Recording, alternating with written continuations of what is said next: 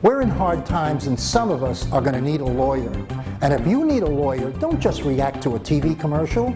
Get a copy of the Lawyers Consumer Directory, which is available absolutely free of charge at any 7-Eleven store throughout Central Florida. The Lawyers Consumer Directory is going to give you real hardcore knowledge on how to hire a lawyer and a lot of information on issues like bankruptcy, foreclosure, and more. Get the Lawyers Consumer Directory. It's absolutely free of charge at any 7-Eleven throughout Central Florida. The Christian Star began as a newspaper whose news focus of interest was of Christians, but it's become a lot more than that, covering issues of concerns to our community, covering issues of national, state, local, and political agendas that affect us today. The Christian Star is available free at any 7-Eleven store. So pick up your copy of the Christian Star Bilingual free at 7-Eleven today. Ahora puedes demostrar tu orgullo hispano mientras manejas en la carretera con la nueva tablilla o placa de auto hispana conmemorando los 500 años del descubrimiento de Florida por Juan Ponce de León. Obtén tu tablilla hispana este año y harás la diferencia. Nuestra comunidad se beneficiará con más programas y servicios. Resalta nuestra cultura, nuestras raíces. Hi, I'm Danny Ramos, and welcome to this week's edition of Hispanic Speak Out TV. We've been on the air for 13 years on Bright House Cable, and we bring you issues of concern to the Hispanic community, political, economic, and social issues. I'm here with my co-host, Jose Miranda, and we have a new personality with us on the air, Shayla. Shayla is a political correspondent who will be giving us her views twice a month on politics in Central Florida and the nation. Shayla, thank you, Danny. I'm doing well. I'm Good. doing well. Jose, how are you? Good, man. How you doing? What do you want to talk about, Jose? Let's talk about.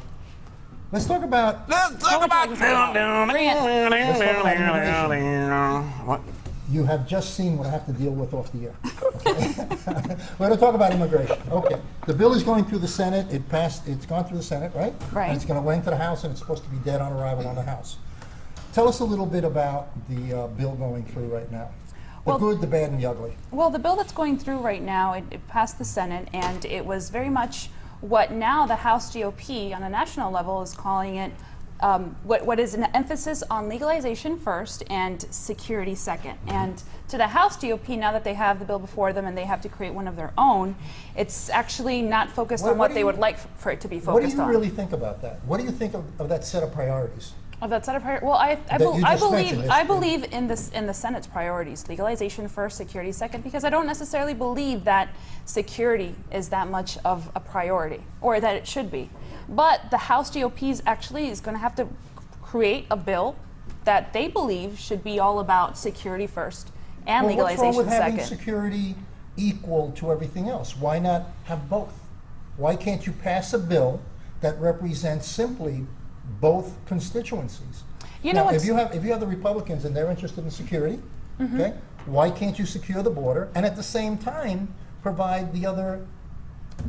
Well, for the Republicans right now, I don't think that's their emphasis. I mean, simultaneously, those two concerns. What is their emphasis? Their emphasis is security first. They believe it's a lot more important for us to secure the border than it is to really think of a comprehensive plan as to how to legalize the 11 million undocumented immigrants in the country. I think those two things can be in tandem. What do you think, Jose? Well, I know what you think already. What do you think, Jose? I know that what you'd like to do is open up all the borders of the United States, give away all the wealth to whoever's coming in. First of all, we're not addressing the 11 million people. We are not addressing the 11 million people. Have you Second of all, we're loading down the border. The security issue with millions, with billions of dollars worth of military hardware. We're not fighting a war with Mexico. We never have that. Where did that bill originate from? Didn't that bill originate from the Senate, which is democratically controlled? It is controlled by the Democrats with Harry Reid. Okay, listen. I know that you watch television like most people. Okay, but let's assume that you actually watch something aside from Channel 35. Okay, let's go. Other than Fox News. Okay. All right, let's hear him talk. Go. Other than Fox. I'm waiting. 10 minutes will come back. You gonna make the statement? Other than Fox. Are you gonna say what you gotta say? Other than Fox News, okay.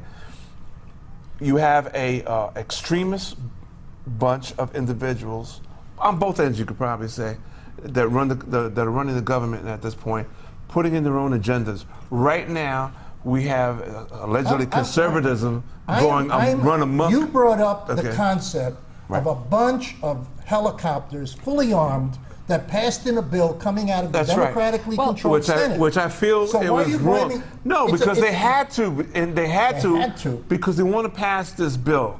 Okay, they want to pass this bill because they feel it may not pass the House. It may not pass the House. The Senate had to come up with something. The Gang of Eight had to come up with something. And one of those amendments, you're absolutely correct, was one to spend billions of dollars on security.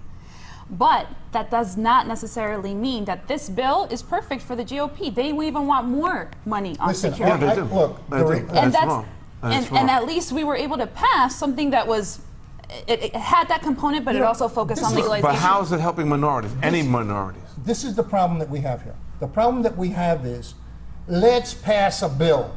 It doesn't matter if it works or not. It doesn't matter if it serves the ultimate purpose. We have to get a bill passed because the public is watching us. So, we have to have the Republicans in there. Let's the put 10 Republicans want in to there. pass a bill to make amends to the allegedly the Hispanic community, so they can make inroads to the 2016 elections. That's the bottom line here. This is about elections, and they're trying on both sides. They're trying to appease on both sides. Okay, a group of people who they've been ignoring, other than the fact that they turn down their beds at night, clean their behinds, and change toilet paper. Let's back up a little bit. We're talking about immigration, right? We're talking about immigration. We're talking about the people it affects. Right. Well, did that affect Puerto Ricans? Amen. I absolutely agree with you. It doesn't affect Puerto Ricans, but, and here's the misconception that a lot of people may argue, that that Republicans don't understand what the concept of being Latino in the United States is right now. Where are we from? Who are we? What do we look like? Do we look Mexican? Do I look Puerto Rican?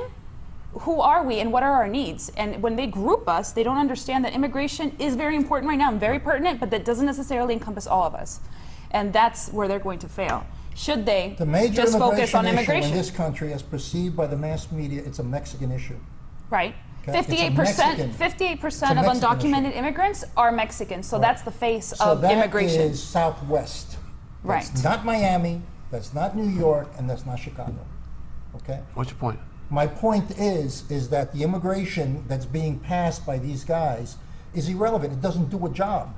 They throw in pork like the helicopters. Who the hell would throw in helicopters, Army helicopters, with machine guns and all that stuff for the Mexican border? Because people are making money. But that's the point. People are making money off of this. What we should do is, you and I and Shayla should find out who was behind that. Because people should know, okay? It came out of the Senate. It came out of a democratically controlled Senate, but that doesn't necessarily mean a Republican put it into the bill. It could have happened that way. A Republican placed it into the bill. That may be, but you don't know. You wouldn't stake your life on it, and I can't stake my life on it. I'll stake my life on it. Your cousin put it in the bill. My cousin was out of town. Okay. It was two Republicans. It was two Republicans, and they proposed it, and it passed. But it's still not up to par. So now we have to look at where those Black Hawks are being manufactured, because it's got to be in somebody's district. Contract, in order for it to get by. Absolutely. So it's got to be pork. Okay, it is pork. It's got to be pork. Straight up pork. But there's too much money now, if you think about it, that people are proposing to spend on security, and people may wonder, Puerto Ricans may wonder, how does this really affect me? All that money is going and it's invested on that, and then how does it affect me on a day-to-day basis? And that's an underlying factor and another issue that's underneath all of this. Is immigration is it a Latino issue, and should it concern the average Puerto Rican? We are in Central Florida, and there's there's a huge Puerto Rican population. To what degree are you for the amnesty program? Are you for giving everybody citizenship immediately? Are you for waiting 5 years? Where do you see it? I don't believe in giving everybody amnesty. I don't think that it's going to. I mean, I think that would be a very radical move, because it wouldn't get support, when you think politics, of those conservative Republicans. But I do believe that 13 years, a pathway to citizenship for 13 years, is way too long. Right. And there's a lot of other mechanisms that they're using in this bill that really makes it a profit-making sort of proposal. Right. It's going to be a moneymaker. We're going to open the door, but we're going to cash out, and that's the part that I don't agree with. Out? Well, right now, people who are undocumented that don't have work need to hire an attorney. I mean, if you tell me tomorrow that I need to hire an attorney for something that I did, well, I have to fork up money, don't I? Well, let me ask you something. I have a job. Why do you make the assumption that they don't have money? I mean, you got 10 million people. I used to be 20 million. The 10 million must have died over the past 2 years. Because they're undocumented. You can't work. Well, everybody used to talk about, well, my point is everybody used to talk about 20 million. As soon as the thing got hot and was going to start being introduced to the Senate, all of a sudden it lowered down to 10 million. So it's more palatable for the American How about it was society. more real now? Okay, Republicans can't embellish the numbers. I still think there's 20 million. I still think there's 20 So we've done this process before. We did it on the Reagan. We've done this process before. It's not something new. Again, we're not asking that everybody... Did you say we did that on the Reagan? Yes, you did on the Reagan. Oh, we did an amnesty program under Yes, a you did. Republican? Oh, Yes, okay. you did. All right. I just wanted to... Oh, yes, you did. Oh, 1986, Ronald Reagan. Cowboys and boots. Yes, you did. Okay, all right. Okay, yes, and they you gave did. amnesty to 2.1 million Hispanics. And I don't care if they took it to 1, but they did it. Okay. All right, so it's not a that new a bad culture. thing? It's not. It's not a bad thing. No. It's not a bad thing, but after... It's not a bad You're thing. talking about Republicans not doing a bad thing. We're talking about they had to. Oh, As they opposed, had to. yes, they had to. Okay, the there's certain president things. had to. There's certain Okay. things that the Republicans, regardless So why of don't their they have to conservative, do it now? Why is there so much problems now? right They now, have to do it now. yeah, Times have changed. Times have You changed. cannot just quote 1986 as Right. where our times is. 9/11 happened afterwards. That changed everything. I would say that... Everything. Our perception and so everything. that means border security, doesn't it? It means, well, not necessarily. Well, it means border security for the people who are in power right now. But if you really think about it critically, does it really mean border security? Does it mean a border in the Mexican border right now? I don't know. Well, But 9/11 one of the happened. things that we were talking about was that now the border used to be only Spanish signs. Now Right. there's Chinese, there's Arabic signs on the border. What's the difference between the Berlin Wall and the border that we have now in Mexico? What's the difference? We're still You tell keeping. me. You tell me. We're still What do you think keeping. is the difference? You're still keeping people out who want to Well, come I'll here tell you what the for difference the is. dream. I'll tell you what the difference Okay. is. The difference is What? Is that there was a war called World War II, Yeah. and there was an armistice signed between Right. the three major powers that divided Berlin in half. Okay? And the communists And- took over their and part of it. half of Berlin Right, went went to to- Russia. right. Half of Berlin went to the Allies. Right. Okay? That's not what's happening on the Mexican border. Right. There was no war. That's exactly my point. There is no war. Why are we acting as though there is a war? If we're going to protect our borders Because- because of 9/11, let's do that. Okay, but let's not pretend that it's because of little brown people who are coming across that. That's a stereotype. Okay, it is a stereotype, but that's something brown that people is a stereotype. you can. It's you a can, stereotype. It's a stereotype, but it's that you can based on see. half truth. It's All almost right. like a joke. Half of it usually is Well, true. you know, when It's you based on see the brand. next It's based time on the you brand, see the fact that usually it's Latinos Right, or it's right. a Mexican population that really represents the average immigrant. next time you see an immigrant that came from Mexico walk into your office and take it over, all right, immediately, then you have an issue. That's not going to happen. All right, that's not going to happen. Well, and we treat it as people- though it's a monster coming across the so- border. Well, Jose, It's- I but think if you that- think about it, actually, if you think about it, there's 11 million, Right. and polls say that 8 million would actually try to get a pathway to citizenship should this bill pass. Okay. If it's based on what the Senate created, then on average, 8 million of the 11 million already in the country would then make that transition. Right. And they would, become documented. So therefore, our population is not going to increase automatically. Everything's really going to stay the same, and therefore people will have a pathway to citizenship. I think I agree with you. Border security, I don't see it. I don't maybe see it. we're not And they're not I don't gonna take your I don't- I job. don't We're not believe that we talking- should be spending that much We're money not on talking that. about. Right. There's two issues here. Okay? Okay. And you guys don't seem to recognize that. What's this? Okay, tell us. I'm about to. Ah, There's 10 million, right? Uh-huh. They're already here. okay. They're And- here. A and- lot of them have been here for years And and have had children here. and And Border those security is not being made for those. They're being border security is being For any set up additional ones, for right. the people who want to cross the border, who come from a Middle East background, Right. a Chinese, Southeastern Asian background. But even if and it a did, I don't Mexican think Danny, that's even the if it face that did- they're projecting. Right, but even if it did, and if it did involve someone from China, what does that matter? Every immigrant could be anyone, really. It doesn't make a difference. They're going to have a way to become part of the United States and We're become talking citizens. because it's two separate issues, and that's what people don't Well, realize. the issue of spending There's that an much issue- money is there's irrelevant. an issue of having 10 million people here Right. who are already here Right. versus border security to prevent more people from coming, okay? Well, So again, you we'll go can back be to our as student magnanimous visas. as you want and give the 10 million citizenship. We already do that with student visas, the 10,000 or so that come through, and we don't know where they disappear to. Well, that's Okay. exactly my point. There's All right. 15,000 You know what? people we from the need- Middle Danny, East we in the United Danny, States. Jose, listen, There's 15,000 people here from the Middle East Right. that have overstayed their 15,000 Right. that came into the U.S. and disappeared. Okay? They overstayed their visas, then nobody knows where they are. If you think about it, Danny, listen, we're spending so much billions of dollars on border security. I think that's irrelevant. I think it'd be better, and I think this is why a pathway to citizenship is important, is tracking. If people are already here and they're undocumented, I don't know who you are, what car you drive, what you look like. And if we were able to get this passed and everything would work out, the people already Well, here, you the have 11 to- million, you we'd have a way to track have- you. You have to have the mechanisms That's security. inside of That makes me feel secure. You have to have the mechanisms inside of that to guarantee that these people do come forward, that these people do get registered, that we do find out who they are. Should we put tattoos on them? On who? On all I have a immigrants? tattoo, it's Right. called Social Security number. So that what we know. I have a Social Security But number. let's brand them I have while a- we're I have a- at them. But you know what? If I you have think a about it, social we're all security. branded, are we Well, not? that's We all true. have a license. We You have all, a they license, know you where have a I. social But- People know where I number. But live. we're in fear of these people who do contribute to the economy, who are part of the That's system another already. story. We got to take a break. We're running out of time. Okay, we're going to take a break right now. All right? Okay, Can we we can take a break. All right. This is Danny Ramos, and we'll be back in a second with some more controversial conversation with my friends here. Ahora puedes demostrar tu orgullo hispano mientras manejas en la carretera con la nueva tablilla o placa de auto hispana conmemorando los 500 años del descubrimiento de Florida por Juan Ponce de León. Obtén tu tablilla hispana este año y harás la diferencia. Solo 1,000 se necesitan para hacerla permanente. Su donativo ayudará a estudiantes con becas. Nuestra comunidad se beneficiará con más programas y servicios. Resalta nuestra cultura, nuestras raíces. Demostremos que en la unión está la fuerza.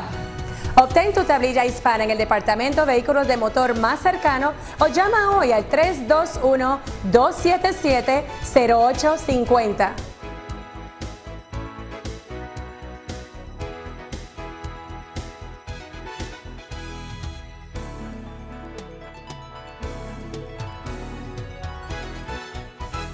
Welcome back. I'm Jose Miranda. This segment is about women's issues. I'm being joined by Shayla and Monica. And what about the issue of women's issues? We have voting issues that they're concerned with, women's rights issues they're concerned with. We're talking about immigration issues. What, as a man, what should I be concerned with? Or shouldn't I give a damn about any of this stuff? Oh, women, we're trouble. Are we not? Well, that's Yeah, true. we're portrayed as whiners, complainers, moody. We go through mood swings and stuff like that. So it's hard for our voices to be heard out there. So they're saying speak out, but at the same time, as soon as we start speaking out, people are making assumptions that we're just complaining and they're not hearing what we really have to say. Well, isn't it true that you have a party, it seems to be a party of men, particularly Republicans, for example, that don't seem to hear or tone deaf to women's issues? And my question to you guys on the panel and to you people out there is, if all these men are dictating to you what it is that they want for your body to be like, what it is they want you to vote, what it is they want you to cook and things like that, then why aren't you standing up to men? Why aren't we making a difference? Well, as to Latina women, I just think that they're not informed. And also there's cultural just customs that we're used to. Coming from Latin America, most women, I think we can argue, have men who stand and are the head of the households and go there and provide for our entire families. They have certain perceptions as to the way that we should be and carry ourselves, and sometimes that doesn't fit into the mainstream of here at the United States, where things have changed a whole lot. It's changed all over the world, and it's changed in Latin American countries, but our perception is always old school. It's always customary. It's always tradition. And there's machismo. The men Exactly. are taught to be the head of the household, the ones that are providers. And nowadays we're seeing that a lot of the women are providers. There's a lot of stay-at-home dads too. So the roles are changing. Right. It's just society has to accept that the roles are changing. Okay, as the roles change, the Latina woman seems to be caught up in a vacuum. Either she's the most sexually active individual who's non-political, that just cooks and has sex, or what's the deal?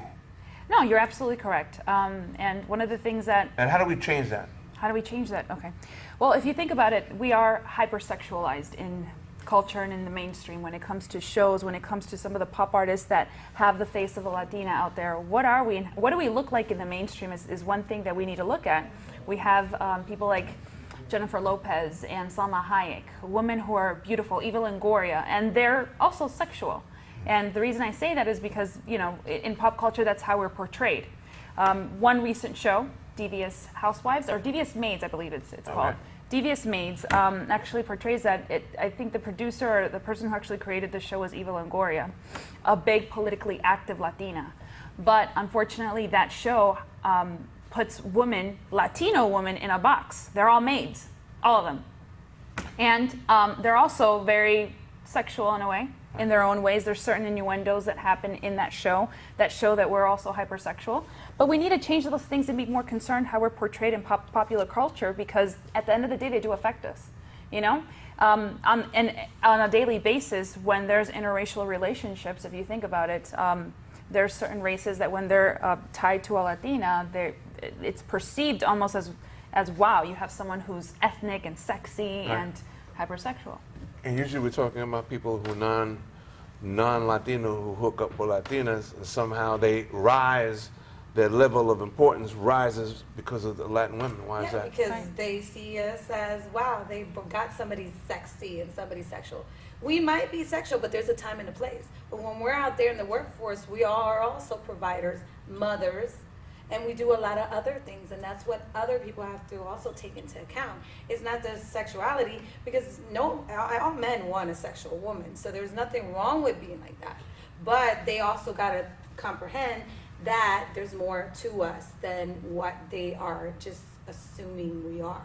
Well, let's talk about the workforce. You brought it up. Isn't it true that most Latinos hold menial jobs? They do, but sometimes it's that they didn't get, a lot of the times is what happening is they become mothers very young. And that also affects them to pursue their education. And so they just tend to mother. And we're taught as Latin women to be mothering. And it's a natural thing. And we tend to, our families, in the Latin community, the families want their daughters to keep bringing kids, have kids. They want big families, and that's very well known. So that's a reason that, they hold medium jobs, because also I'm me as a mother.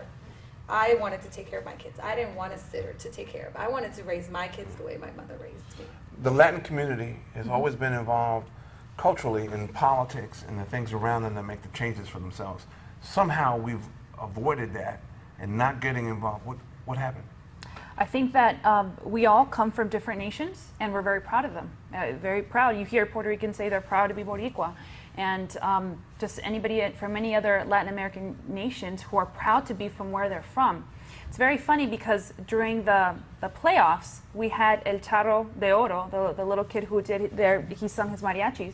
And there were a lot of people in Mexico who kept arguing. They're like, that's ridiculous. How could you sell yourself out to the United States, this, that, and the other? They took it offensively, rather than someone who's out there who's proud of where he came from, but very much proud to be American and be immersed in our culture and in something so popular like basketball that everybody caught, you know what I mean? Yeah. So instead of being proud of that, they said, you're kind of like they put him on the light as to, you're not even proud to be Mexican, and it's not that whatsoever. Right. But that actually kind of, I think, is carried within people who are Latin American. We're proud of where we're from, but we don't understand that we need to also recognize the fact that we're here, and we need to be we need to pay attention to how politically things affect us. And we need to be involved politically so we can make changes and be respected. And start changing that perception of us, that we're not, because we're all one. We're all one. It only happens here that you can be Hispanic and you can be Peruvian, Puerto Rican, Mexican, and all of that. Right. It doesn't happen it doesn't, exactly. And that's what he had, an opportunity to show his culture and to show that eventually this culture is going to be part of the American culture. And that's how people had to see it, not as that he sold out, because he didn't sell out. It's out there that we can't seem to gather enough votes to make changes, although people want us to be part of the process. How do we engage the Latino community, Latino women especially, to get involved?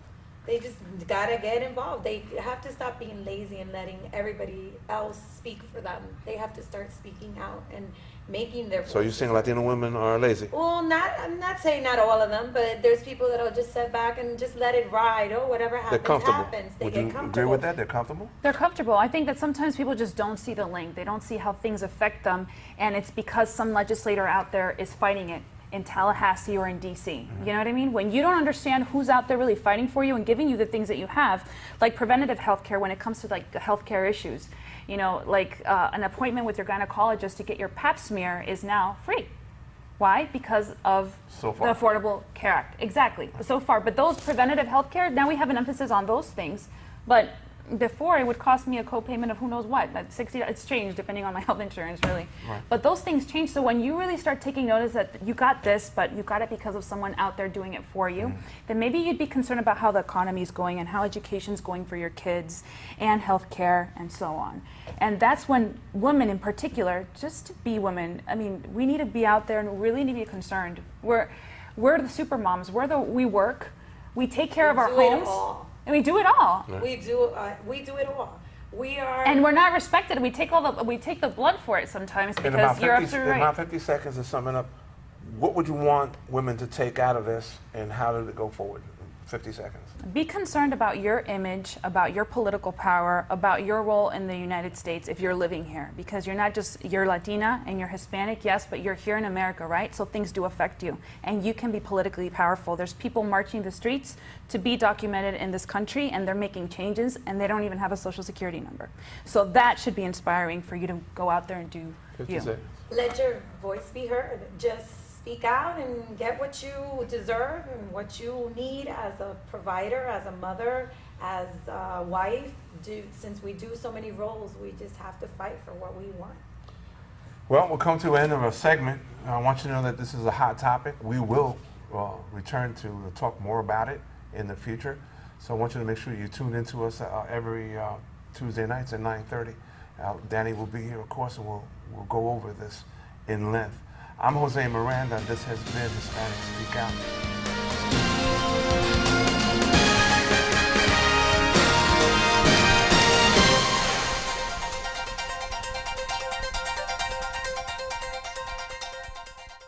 We're in hard times, and some of us are going to need a lawyer. And if you need a lawyer, don't just react to a TV commercial. Get a copy of the Lawyers Consumer Directory, which is available absolutely free of charge at any 7-Eleven store throughout Central Florida. The Lawyers Consumer Directory is going to give you real hardcore knowledge on how to hire a lawyer and a lot of information on issues like bankruptcy, foreclosure, and more. Get the Lawyers Consumer Directory. It's absolutely free of charge at any 7-Eleven throughout Central Florida. The Christian Star began as a newspaper whose news focus of interest was of Christians, but it's become a lot more than that, covering issues of concerns to our community, covering issues of national, state, local, and political agendas that affect us today. The Christian Star is available free at any 7-Eleven store. So pick up your copy of the Christian Star Bilingual free at 7-Eleven today. Ahora puedes demostrar tu orgullo hispano mientras manejas en la carretera con la nueva tablilla o placa de auto hispana conmemorando los 500 años del descubrimiento de Florida por Juan Ponce de León. Obtén tu tablilla hispana este año y harás la diferencia. Solo 1,000 se necesitan para hacerla permanente. Su donativo ayudará a estudiantes con becas. Nuestra comunidad se beneficiará con más programas y servicios. Resalta nuestra cultura, nuestras raíces. Demostremos que la unión está a la fuerza. Obtén tu tablilla hispana en el Departamento de Vehículos de Motor más cercano o llama hoy al 321-277-0850.